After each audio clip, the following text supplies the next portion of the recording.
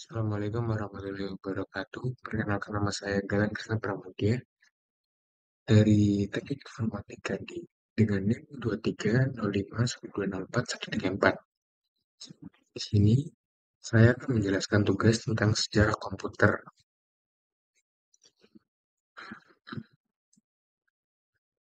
Yang pertama,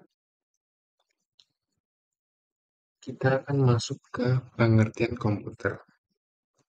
Menurut Kamus Besar Bahasa Indonesia atau KBBI, komputer adalah alat elektronik otomatis yang dapat menghitung atau mengolah data secara cermat menurut instruksi dan memberikan hasil pengolahan, serta dapat menjalankan sistem multimedia.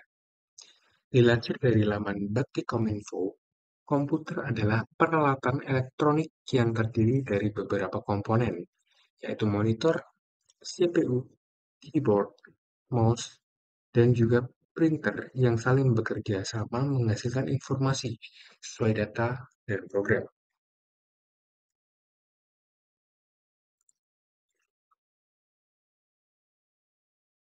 Penemu komputer.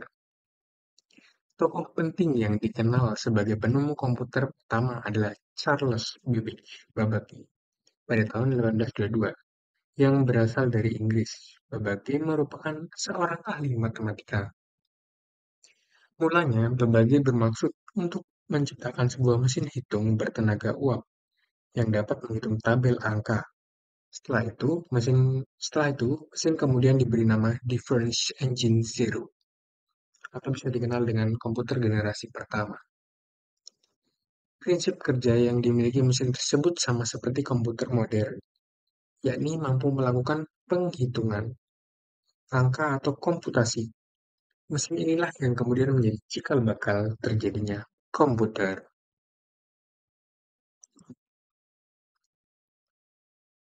Berikut adalah biografi singkat Charles Babbage.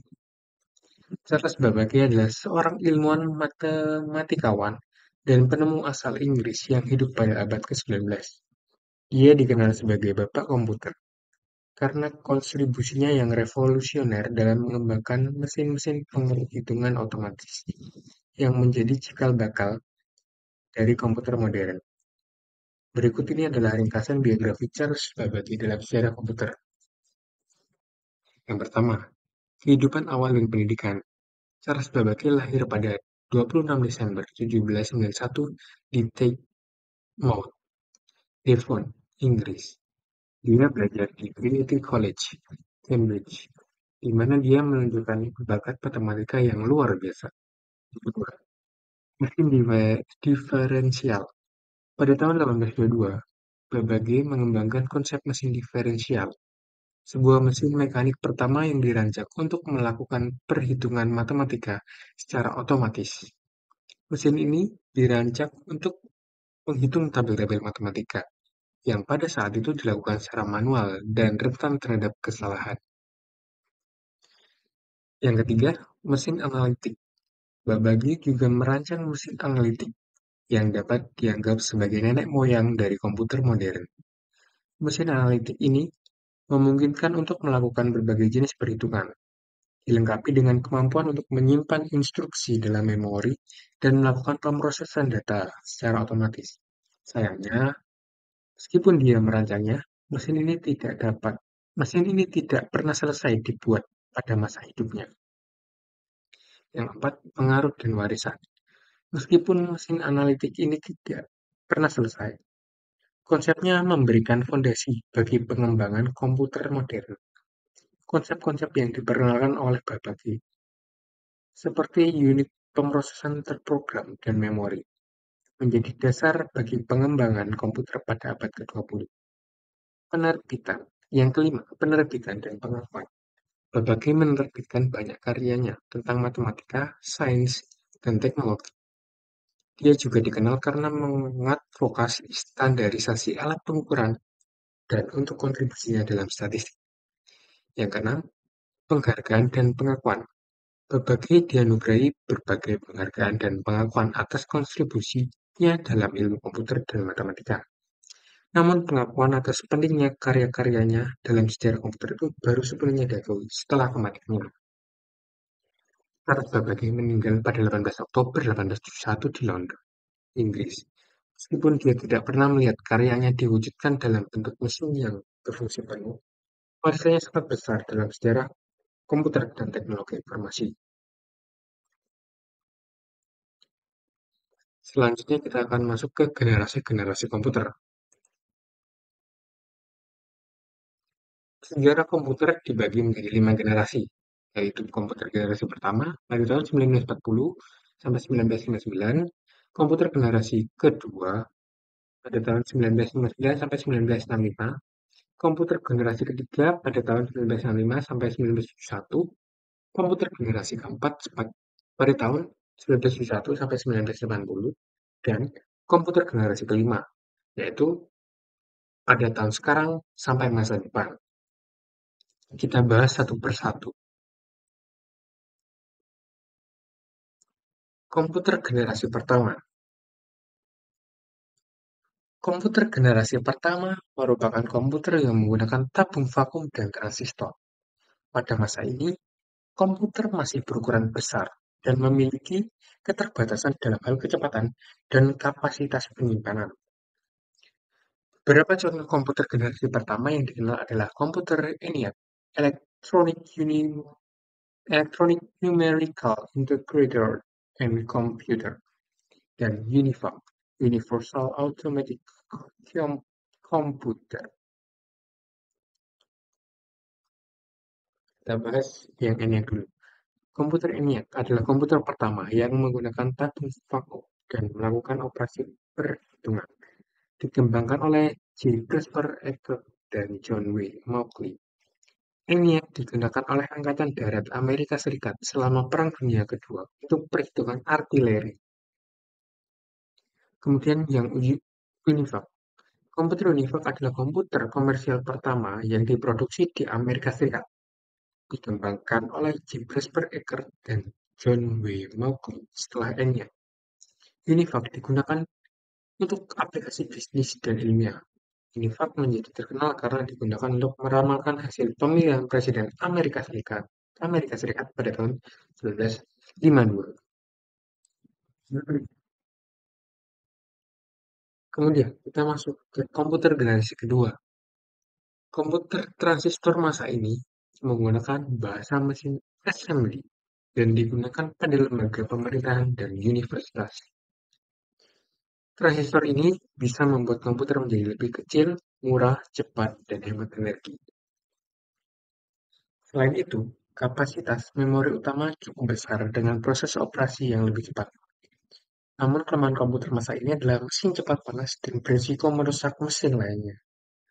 Beberapa contoh komputer generasi kedua adalah komputer IBM 1401 dan komputer CDC 6600. Yang pertama IBM 1401, komputer bisnis yang populer pada tahun 1960-an. Memiliki kecepatan pemrosesan yang lebih tinggi dan kapasitas penyimpanan yang lebih besar dibandingkan dengan komputer generasi sebelumnya. Yang kedua, CDC 6600, komputer super yang dikembangkan oleh Control Data Corporation, merupakan salah satu komputer pertama yang menggunakan sirkuit terpadu dan memiliki kecepatan pemrosesan yang tinggi. Selanjutnya, komputer generasi ketiga. Ilmuwan dari Amerika Serikat yang bernama Jack Kilby yang berhasil menemukan solusi dari masalah transistor pada komputer sebelumnya. Komputer di generasi ketiga sudah memiliki ukuran yang lebih kecil karena menggunakan komponen IC, Integrated Circuits, sehingga hemat penggunaan listrik. Kelebihan dari komputer generasi ini adalah sudah dipakainya sistem operasi yang dapat menjalankan banyak program yang berbeda secara bersamaan. Berikut yang di kanan ini merupakan contoh komputer generasi ketiga.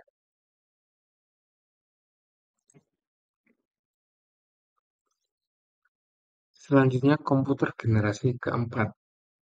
Pada generasi keempat, Chip komputer memakai chip yang berisi 230 transistor yang menjalankan 60.000 operasi dalam hitungan detik. Era ini juga mulai memunculkan laptop yang lebih ramping dan praktis untuk dibawa kemana-mana. Seiring waktu komputer dapat dihubungkan dalam sebuah jaringan yang kemudian menjadi awal perkembangan internet. Komputer generasi keempat adalah komputer yang menggunakan mikroprosesor dengan kecepatan tinggi dan pengolahan data yang kompleks. Contohnya adalah komputer IBM PC dan komputer Apple Macintosh. Kemudian yang terakhir, komputer generasi kelima. Generasi kelima, komputer dipelopori oleh negara Jepang dan sudah mulai menggunakan standar PC. Perusahaan yang dianggapnya ahli, perusahaan yang dianggap ahlinya dalam pengembangan komputer ini adalah Intel dan Microsoft.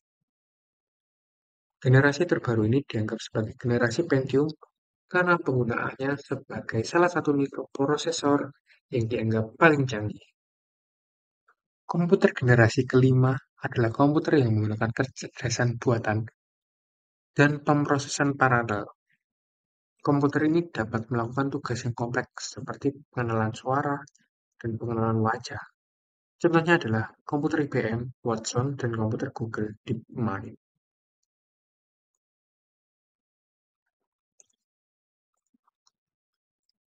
Sekian presentasi dari saya. Jika ada kurang kata atau kesalahan berbicara, saya memohon maaf sebesar-besarnya. Sekian, terima kasih. Wassalamualaikum warahmatullahi wabarakatuh.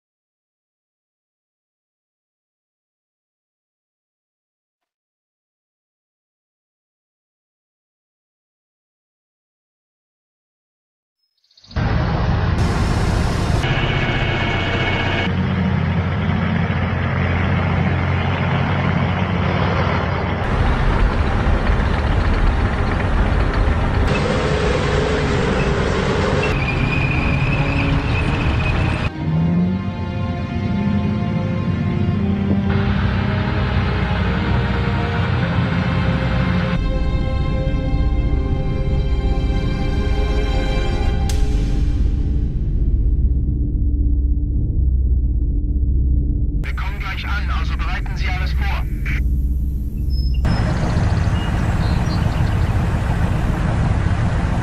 Ja, der Offizier ist richtig. Allerlei Leute. Die brauchen würde er keine einzige Nacht überleben.